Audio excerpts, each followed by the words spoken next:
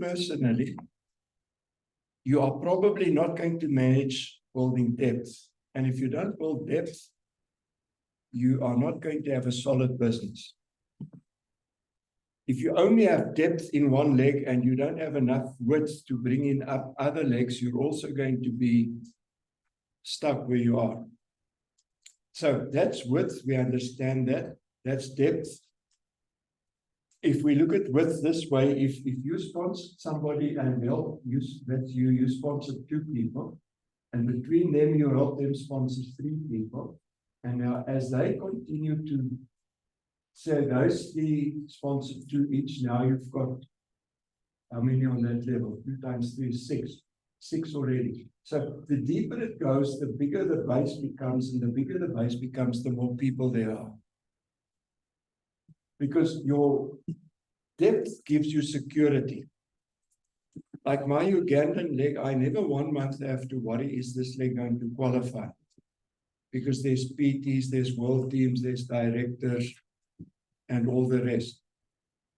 Now, the more PTs, the more world teams, the less I ever have to think about this leg qualifying. But then I also have legs where, man, when month end comes, it's touch and go. Why? Because there's not enough, where's this thing? There's not enough depth. There's not enough depth because it's not being growing deep enough. So your width gives you your profitability. 3 qualified legs, you know you're a 1 ruby, 4, you're a 2 ruby, and so on. So you need to balance those. But the point is the hard work. Let me just show it to you this way. First level is addition. 1 plus 1 plus 1 is 3. Now you add another 3, it's 6. Next month you add another 3, it's 9. But depth is multiplication. You have 3, you each have 3, and you already have 12. Whereas if you had 3 this month and 3 next month and 3 next month, you still only have 9. And the potential of what could come from that level is not there because you only have that. And on that level, 1, 2, and 3, nothing or little is happening unless you make it happen. So this is what we call duplication. You get 3, you teach them how to get 3. Not just by standing in front of a group and telling them how to do it, but by working with them. And this is the crux of what I want to try and tell you this today. You might be doing it or doing it better than the average person, but when you sponsor a new person, think of a baby. Who's got to change the nappies? Who's got to bathe the baby? Who's got to feed the baby? Who's got to burp the baby? Who's got to give the baby medication when needed? If the parents neglect any of those, that baby might not survive. Now, a new person comes into the business. They may have very little confidence in themselves. Some have too much confidence in themselves and they rush in and they mess up. Their confidence in themselves, in what to do, how to do it in the business, in the products, still has to develop. Who's got the confidence? You. Now, you've got to use your confidence to help them to find people, to find customers. You've got to use your knowledge how to sell to help them sell. You've got to use your knowledge on how to invite to help them invite. Not by telling them, I've done that in the past. Man, I'll teach people real good, as the Americans would say. And then send go. And then with the nameless, nothing happens. Inviting, they mess it up. Because you've got to learn. You've got to learn what to say and what not to say. You've got to learn not to talk too much. You've got to learn that the invite is just to get them to a one-on-one or a meeting. The invite is not there to explain the business. Now, a new person invites somebody and the person invited says, what is it all about? Oh, you know, it's Neolife, it's like this and it's like that and blah, blah, blah, blah. And let me give you a very pertinent example. When I now resigned from the ministry and the army, we moved to a small town, East London, small city. I knew nobody. So I started getting names out of the phone book and whatever. Those days we still had phone books. Anyway, so I contacted somebody, showed him the business. He was very nice, but he was an insurance broker, and he said to me, well, listen, this would clash with what I do. I don't think I can do it, but try this guy. So I phoned a guy called Brian Vermeulen, set up the meeting, showed him the business one-on-one. Oh, that's good, and he joined. You know what he said to you? Now, from Brian Vermeulen came Brian Sullivan, who became a Sapphire. Unfortunately, he passed on already. Down from him came the Nambasis. Down from them came the Kanakulias and the rest of you. Brian Vermeulen, the first in line, said to me, those days the company was still called Golden Products in South Africa. If I told him it was Golden Products, he wouldn't have even looked. Why? Because he had the wrong perception, the wrong understanding of what Golden Products is. So you get a new person that you invite them to look, they want to know what it is. You say, well, it's Neolife, and their idea of Neolife might be wrong. They might have had some bad press about Neolife, so they're not even going to look. But at least give them the opportunity to look where they can get a clearer picture, and they have a chance of joining. And through them might come a big team one day. But the new person isn't equipped to handle that. So you see, if we want to build a solid business, when you sponsor those three, 1, 2, and 3, it's up to you to help them find customers and sponsor. Now, that's the difficulty, because it's hard work and it's slow work. And that's why it doesn't appeal to many people. They want to take the shortcut, sponsor a lot of people and hope somewhere something might happen. Preferably without the involvement of the sponsor. But those self-starters that will take and run with a business without any help, they have few and far between. So this is what happens when you balance the width with depth. Now, if you look clearly at that picture, which I don't expect you to see from here, you'll see not everybody in that example is actually sponsoring. But the wider the depth gets, the wider the next level will get. And if you want the volume of people, this isn't very clear, but anyway, if you want the volume of people, you've got to have depth, which most people are lacking. So how do you do that? You sponsor 3 people, and invariably not all 3 of those are going to be out of the starting blocks when the gun goes. It might only be B who's ready. He's the one who phones you. He's the one who comes to meetings and trainings and asks questions. So you focus in on B, and you say to the other 2, you're not neglecting them, but you're not spending 80% on your time to get A and C going, because they might be like us who only got going after 3 years. Now, for 3 years, you spend all of your time on me, and you neglect the one who's now ready to get going. So you choose, say, B in this example, and then you work with B to help B sponsor. Now, same thing happens there. Now you say to B, okay, I'm going to help you with number 1, because B still is just in the learning stage. He's still wearing nappies and being bottle fed, if you're doing your job properly. So you say, B, I'll help you with 1, and the same thing happens. And what you need to do is you're trying to build a taproot, but you drive it. Now, by the time it comes to number 5 here at the bottom, B and 1 and 2 and 3 might not be still going along, because then you need a minibus to everybody to rock up to work with number 5. But hopefully by this time, B and number 1 and 2 and even number 3 are now able to carry on their own, and they can carry on building But you say to B, my commitment is to work down, down, down to help you develop a director or 2 or 3. So you make an agreement with B that you're going to be working downline from him to build depth as deep as necessary. So it's not a question of bypassing B. That's your agreement. B, I'm going to develop one leg for you. And the knowledge you gain in that process, you need to use to develop your other legs. Does that make sense? But you see, it's hard work, it's slow work. It's looking for leaders downline. In my own business, until about 2 years ago, where I now have a sapphire leg in Congo, which links directly to me, up till then, I had only one of my legs which started first level, and that was Hansie Cronje.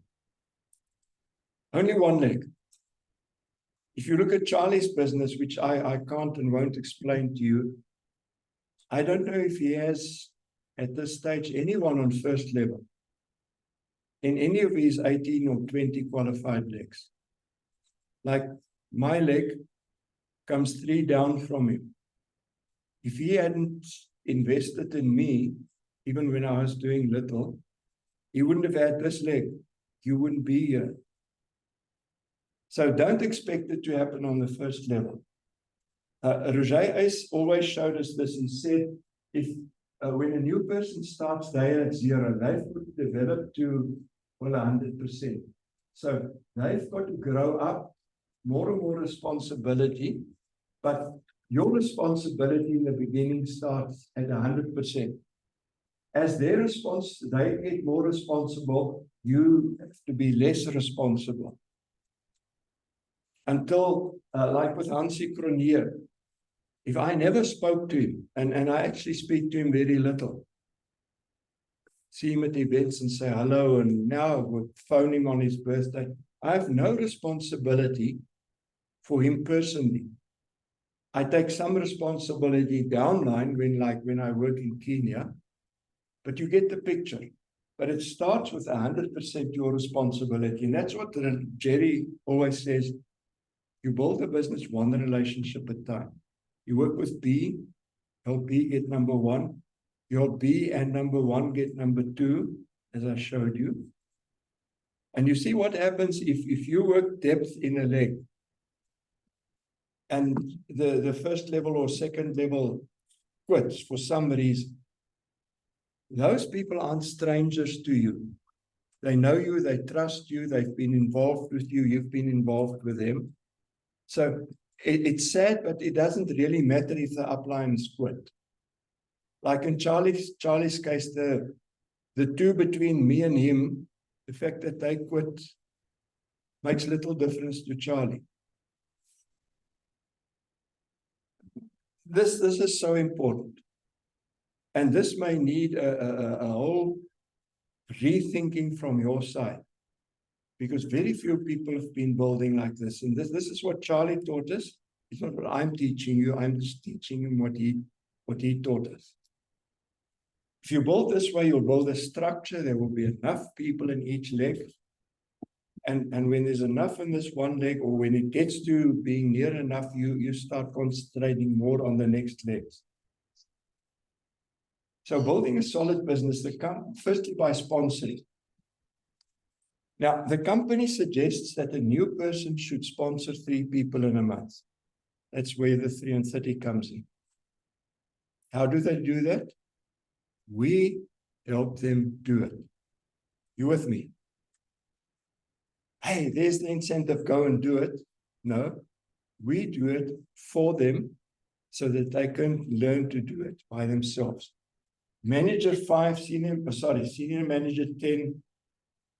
A director should not personally, say 3 personally and 12 in his group. A World Team PT, at least 20 new people in your team in a month. Now, I'm naming names, but doing it specifically, not Kariuki, who would sponsor 20 himself. I don't agree with that. Sponsor 3 and help your team sponsor more, because 17 other people can add more people than you can add on your own. So if you as a world team or PT or a director is not at least seeing in your own personal team 15 to 20 new people a month, that's where the work needs to go into. Then that's the one part. The other part is what I've been talking about. You need to be upgrading the people. So the company suggests that 50% of the people we sponsor, at least 50% should become managers. 20% senior managers, 10% executive, and 3% directors. That means 3 out of 100. But if you only have 50, you have only a chance of 1.5 directors. If you have 30, maybe 1 director. Now you see, the sponsoring, people know about that. But the upgrading is the challenge. Now, I haven't got an example, but if you look in your back office and you look for your, they send it to you at the end of each month, your director profile. What you'll see, there's your personal team, you personally, your personal team and your group, sponsoring, etc., etc. And then right on the right-hand side, they'll show you the percentage upgrading. And I'll tell you, in most cases, if the upgrading to manager is 17%, it's what people do. Same with the others. It's far below what it should ideally be. Now, let me quickly show you what would happen if an Emerald director who had 15 new people in their team in a month, provided it stays at 15, it should actually get more. Then it means in a year's time, you'd have 180 new distributors as an Emerald director come into your team. If you now use this upgrading ratios, if 50% of them became managers, there would be 90 people, 45,000 points. If 20% senior managers, that's 36 people, so many points. 10%, 18, so many points. You could have 3 directors. Director does 4,000 points, 5, at least 5 directors. 5. That's a total of 137 points in a month. As an Emerald director who has developed 5 director legs. Why? Because the upgrading ratios, where is this? It doesn't show much of there. The upgrading ratios are higher. If they, imagine even half of this would give you about 60,000 points and at least 2 directors. So you see the power of upgrading people more than we are doing. Now, I'm not going to run through the whole story, but if you took a Sapphire director, upgrading at the right percentages, 240 new distributors, 184,000 points, 7 director legs. Not a sponsoring, upgrading. We're up. Look at your own. I urge you to go and look at your own director profile and see the upgrading ratios in for you personally, in your personal team, and in your group.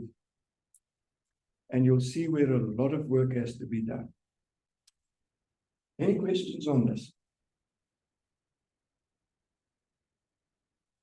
Okay, I'm rushing because we're running out of time. So the 20 people are is my nursery as a director. That's your nursery.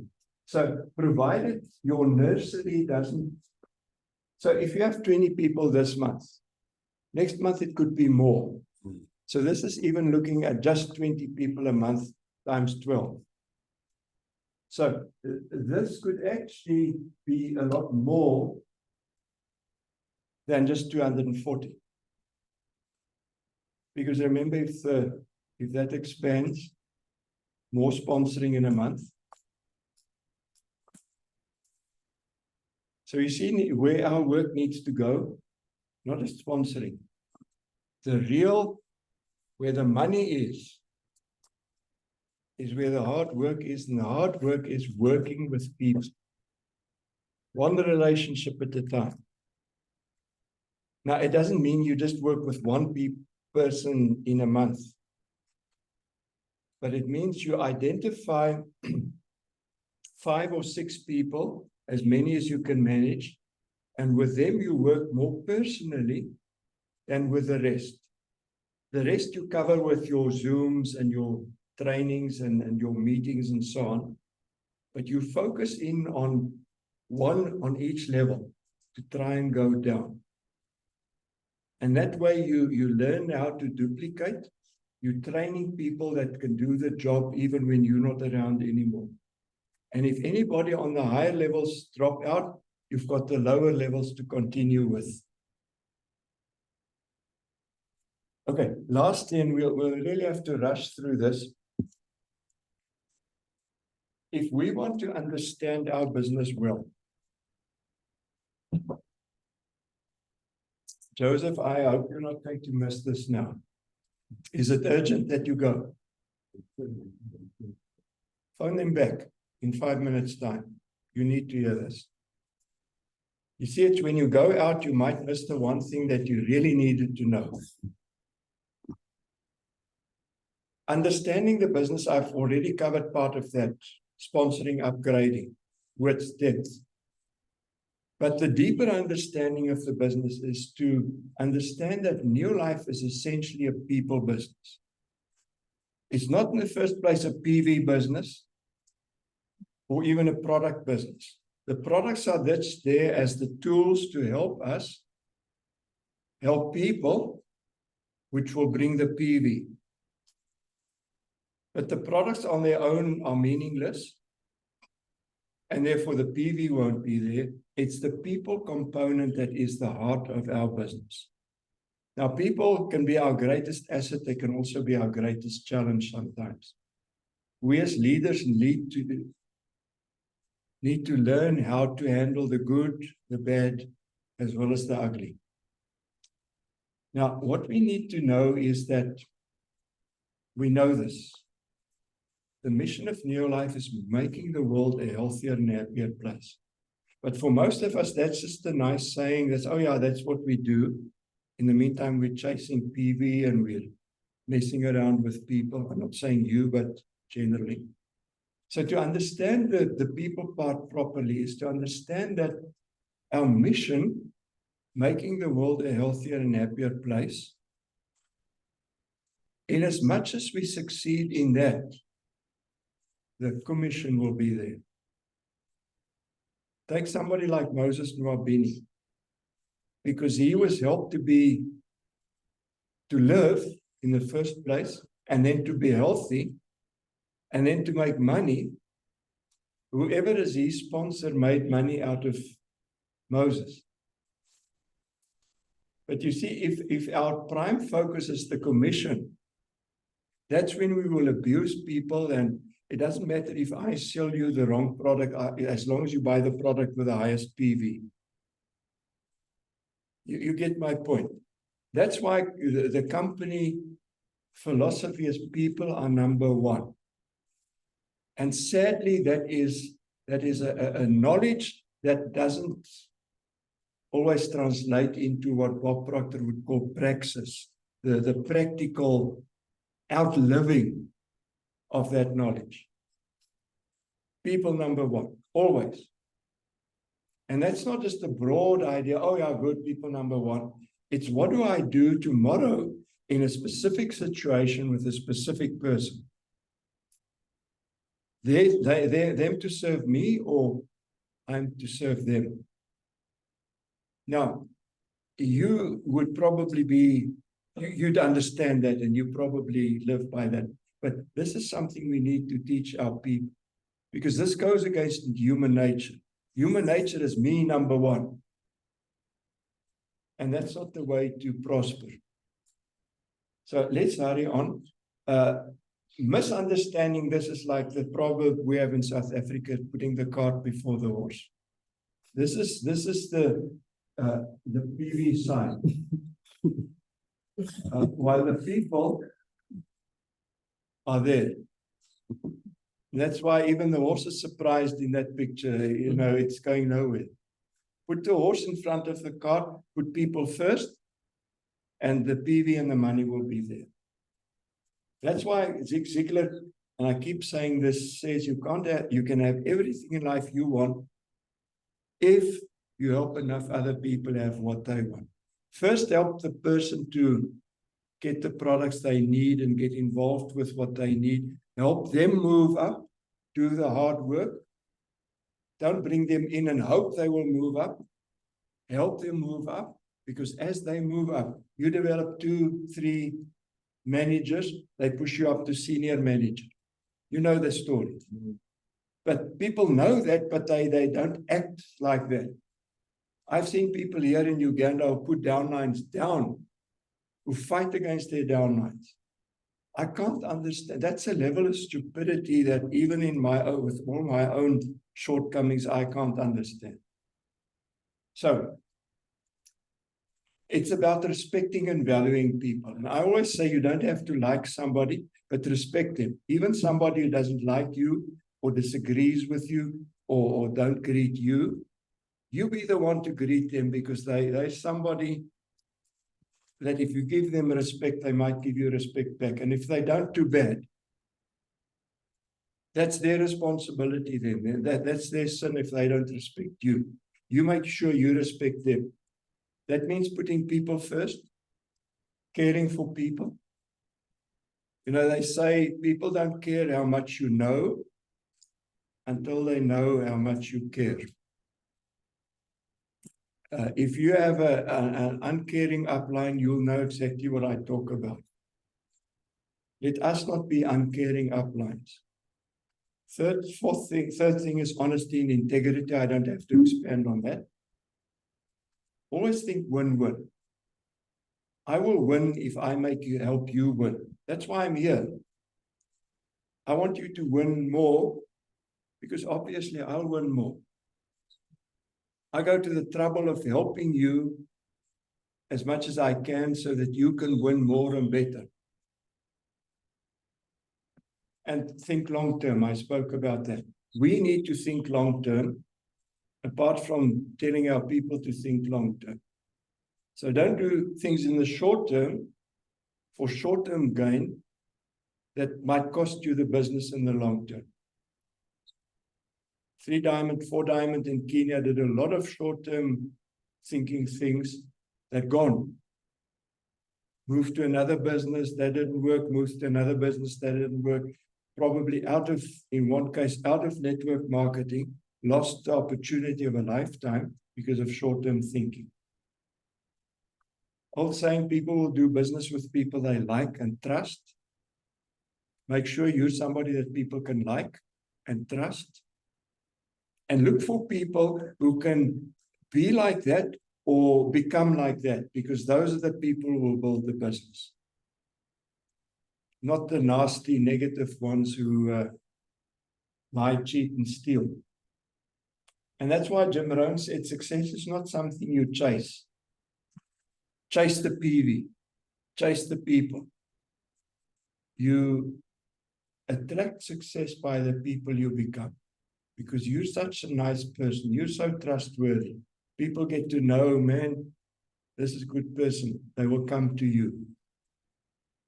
Many years ago, like about 15 years ago, I was spending a lot of money and a lot of time working in Congo, and I could not show nothing for that.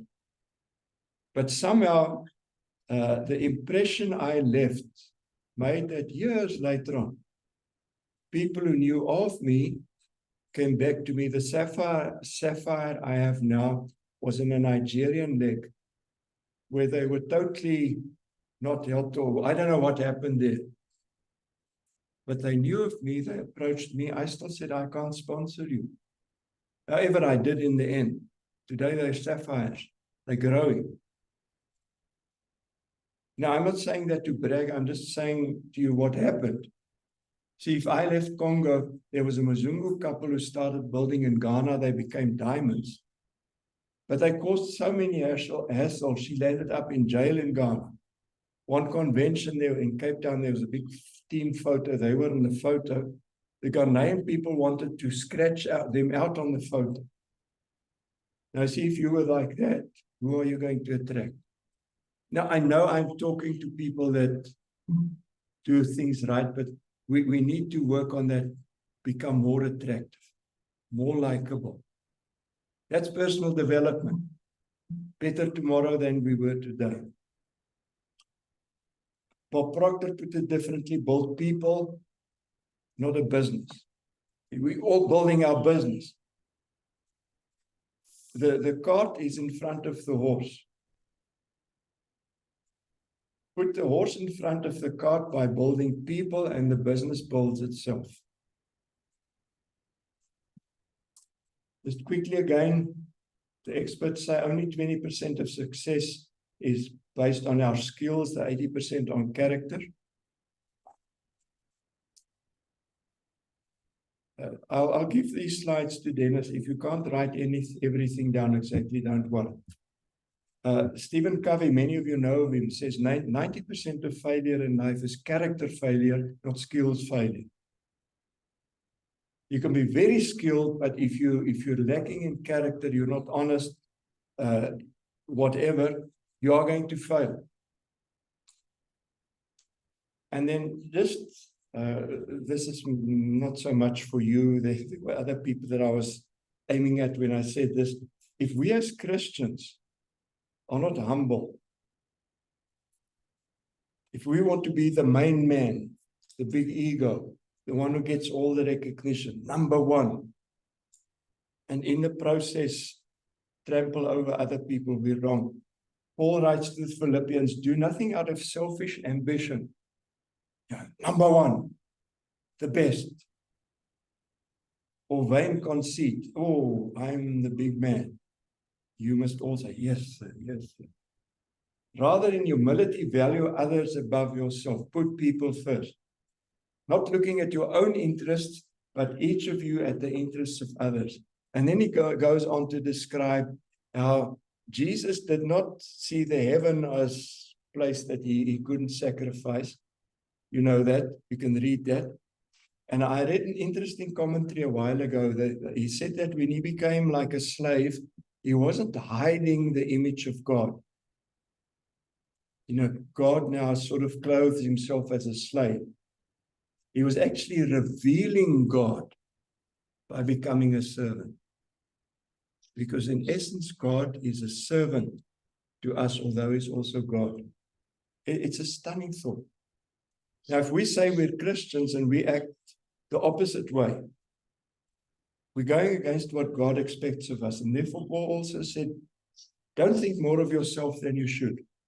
It's all right to have a good self-image, but to be conceited, that's not good. Because he said, God opposes the proud, but gives grace to the humble.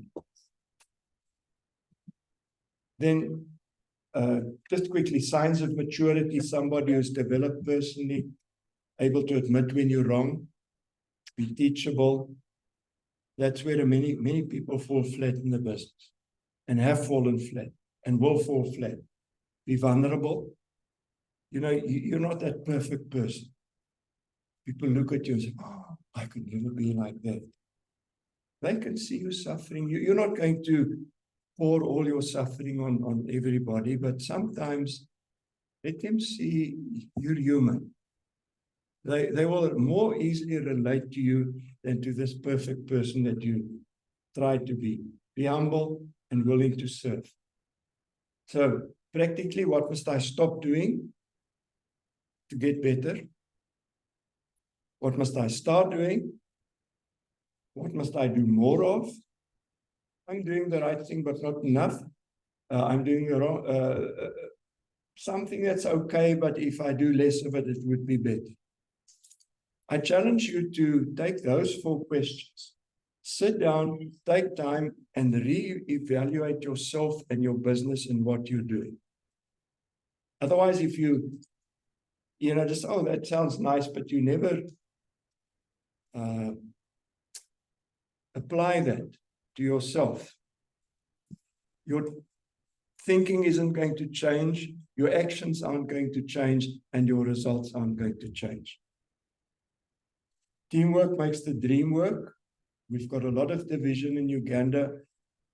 AJ, myself, the company, we're trying to get some of it resolved.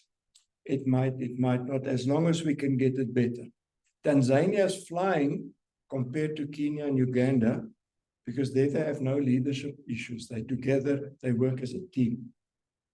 All of us are Neolife. We're the brand ambassadors for Neolife.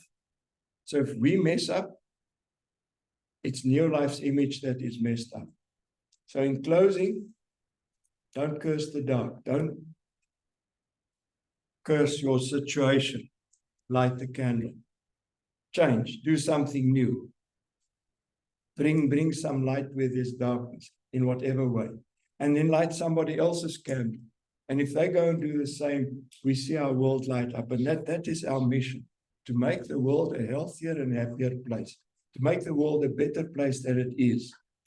If we can get to a situation where we live in a world where more people think positively than negatively, through the personal development, through what the environment we bring them into, we can make a big change in a bigger area than we might think. And that's the power of network marketing. I have today a big team of people. Charlie has a bigger team. You could have a bigger team, and somehow Charlie and myself have an influence over many more people than we had if we were just in the job, or if we neglected to build this business properly. So with that, in the essence of timekeeping, I'm going to shut